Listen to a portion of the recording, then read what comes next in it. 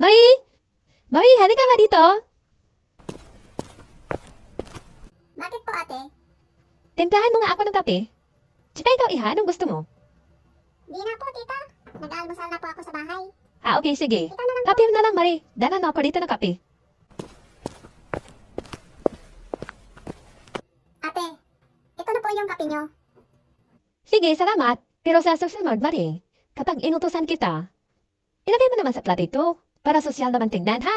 Sige po, ate. Sa susunod, pasensya na po. Day? Marie? Pasuyo naman ako sa cellphone ko. Sa kwarto. Dalhin mo dito. Sige po, ate. Pakita na po. Anong nangyari? Bakit mo nilagay yung cellphone ko sa plato? Di ba po, sinabi mo sa akin kaninang umaga na kapag may iutos ka sa akin, ilagay sa platito para sosyal?